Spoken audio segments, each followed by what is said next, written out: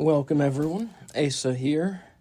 This is my first podcast with no bones about wrestling. I'm going to do a lot more of these, hopefully, so we'll see how this one goes. I'm going to talk about my first wrestling match, first wrestling show I ever attended. So it was November of 1993, and I was on vacation with my family at Walt Disney World. I was 9 years old. And we walk into Disney MGM Studios, as it was known then. It's known as Hollywood Studios today. We walk in, and the very first thing that we hear, there's someone saying, pro wrestling today. And I hear that, and I just go running towards the sky.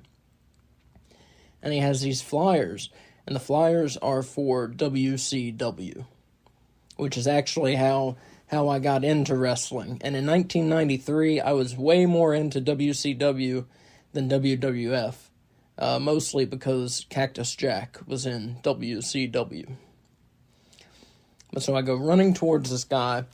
My parents come over, and we find out that WCW are recording television at Disney MGM Studios that very day.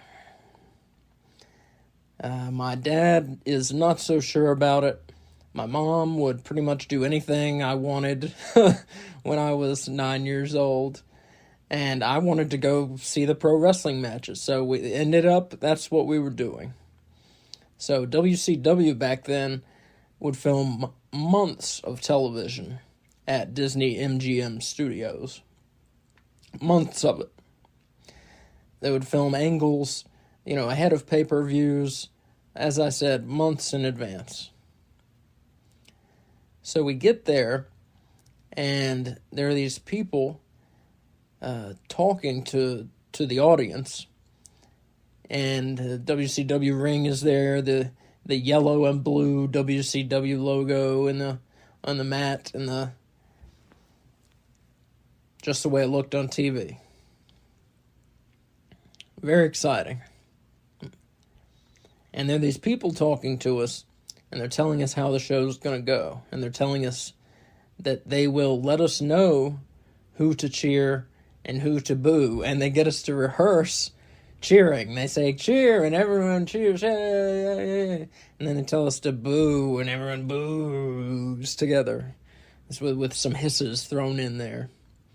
And so after we're done practicing our booing and hissing, we're ready for this pro wrestling show. And the first guy that comes out is Big Van Vader. Fucking Vader. One of the best big men in the history of the business, if you ask me. And at the time, November 93, he was WCW World Champion. But he comes out for this show. He doesn't have the belt with him. And as a kid, I want to see the belt. I'm wondering, where the hell's his belt? And so the way it turns out, they were filming television for like January or February of 1994. And the plan was for Vader to lose the strap to Sid Vicious at that year's Starrcade in December. So here's the story about that, why that didn't happen. I'm going to go off on a tangent for a minute. If you've never heard the story, it's pretty crazy. WCW in 1993 was doing a tour of England. And so they do a show, and they go back, wrestlers go back to the bar. Vader's there. Sid Vicious is there. Ric Flair. Steve Austin. At this point, he was stunning Steve Austin in WCW. Arn Anderson is there. A lot of guys there. And WCW, the business is not going great in 1993. And so the guys are kind of talking about that and talking about how the shows aren't drawing tons of fans. And the conversation turns to, well, Ric Flair, he's getting money. And some of the wrestlers are saying they're not happy with their contracts. And Sid Vicious is one of these wrestlers. He's not happy with the money he's getting.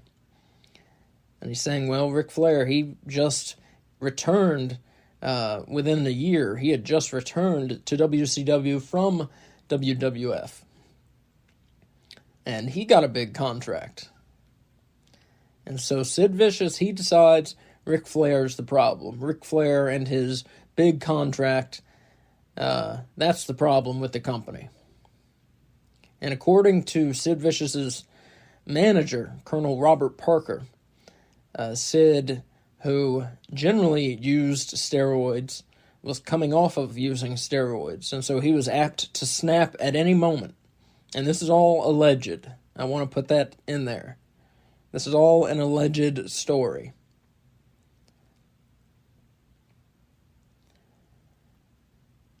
So Sid Vicious decides Flair's contract is the problem with WCW. Starts blaming Flair, he's tearing into him, and Arn Anderson, one of Ric Flair's best friends in the business for sure, he's not listening to this shit. He's not going to take it from Sid Vicious, and he starts telling him so, and he puts Sid Vicious in his place, telling him how Ric Flair has earned his contract, and maybe at some point, if Sid Vicious does something, he'll earn a contract as big as Ric Flair's. So he puts him in his place. Sid doesn't like this, and as I said, his manager, as he tells the story, Colonel Robert Parker said Vicious was apt to snap at any moment, coming off of steroid use. So Sid Vicious takes a fucking leg of a table, and he takes it up to Arn Anderson's hotel room, and knocks on the door, and slams Anderson over the head with this table leg. And so Arn, he's reeling, and he grabs whatever he can find in the room. He grabs a pair of scissors. Sid Vicious, he gets stabbed 4 times with the scissors. Sid Vicious, at one point, though, gets the scissors from Arn and stabs Anderson over 20 times with the scissors. And he is bleeding like a stuck pig, as they say. Bleeding like crazy.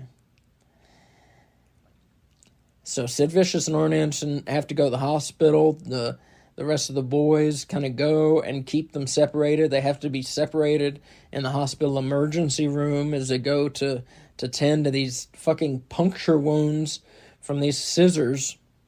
And they're brawling in the hall. And Too Cold Scorpio, he was there. And as he said, there's blood everywhere. That's his recounting of this alleged situation. Arn Anderson's blood was fucking all over the place. And so they have to be kept apart, and in fact, they're kept apart the rest of the rest of the tour in England. They're kept apart. And when they get back, Ric Flair has a lot more stroke in WCW than Sid Vicious. Sid Vicious, he gets fired. And as I said, he was scheduled to win the world title from Big Van Vader at Starrcade 93. But instead, he gets his ass fired. So all the plans are gone. So what is the plan? For WCW to make more money? Of course, put the big gold belt back on Ric Flair. And so Ric Flair wins the belt at Starrcade 93. And so I'll return to the Disney taping that I attended now, but that's just a tale of why Big Van Vader came out without the belt. I didn't know it at the time, but that's why he didn't have the belt. And strangely enough, Big Van Vader, they're taping WCW, it was either WCW Pro or WCW Saturday Night. I can't remember what show it was, honestly. But they're taping it, and Vader, his match is a squash match against a jobber. Not just any jobber, but this guy who looks like Hulk Hogan. Looks like a shrunken down version of Hulk Hogan. Not as well built. But he does have a mustache, and he has like the Hogan hair, it's flowing in the back, bald on top. But it's more like blonde white. And so the crowd, we're told when to boo, when to cheer. The crowd starts chanting, Hogan, Hogan, Hogan. And this is before Hulk is in WCW. This is the best the crowd could get. And the crowd is cheering for this guy against Vader, and they're cheering for Hogan. I just remember that. So Vader obviously wins the match, destroys this fake Hulk Hogan. Later on in the show, WCW Battle Bowl pay-per-view was coming up in November. That's when you would have random tag teams fight each other. The winning tag teams all get in a battle royal, and the winner of the battle royal at the end of the show gets like a battle bowl, a ring, or something like that. But Cactus Jack, he's cutting a promo about what happened at Battle Bowl. And at this point, Cactus Jack is my favorite wrestler in the world. Probably Hulk Hogan number 2, but Cactus Jack is number 1. And so the show ends, and Cactus Jack is standing there, and I take off. I run past the security guys. I run past the security and over to Mick Foley, and I ask him if I can have his autograph. And of course, he says yes. You know, Mick Foley, nicest guy in the world. I've met him twice, and you'll hear pretty much anyone who's ever met him or knows him, you know, just a nice guy. So as nice as you can imagine. But my mom didn't know what the hell was going on. You know, me running over to this giant guy with the long, scruffy brown hair and the scruffy beard and the missing teeth. You know, she didn't know what in the world is going on. But so we take a picture together, and he signs it, Cactus Jack. And what was funny is I was wearing a WWF shirt with Hulk Hogan and the Ultimate Warrior and I think the Legion of Doom on it. And he said, he pointed out, he said, "You're wearing the other guy's shirt." He said, "You should be wearing a WCW shirt." And that was pretty funny.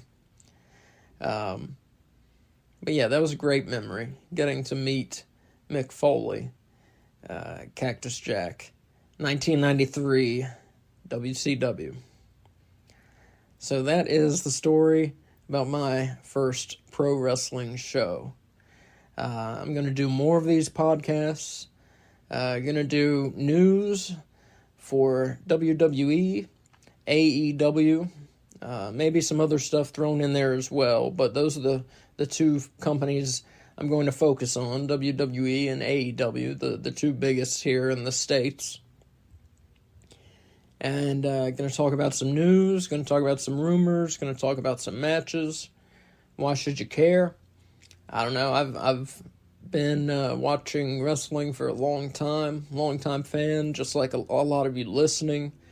And I actually used to be in the business very briefly. I was an independent wrestling manager for New Dimension Wrestling. That's a promotion where the Hardy Boys wrestled before they broke into WWF back in the late 90s. But I was a manager. My name was Shane McFly. Basically doing a $1 Million Man type gimmick. But I was a kid back when I did it. I mean, this was 15 years ago. More than that, probably. I was a kid. I say I was a kid. I was a young man. I was 20-something when I did it. Feels like I was a kid. But yeah, so that was my brief run in pro wrestling, and I'm going to talk a bit about that as well, about wrestling school, what that was like, running independent shows, managing them. I'm going to talk a little bit about what that was like. But as I said, mostly focus on current day and a little of the past, kind of interweave the past into it.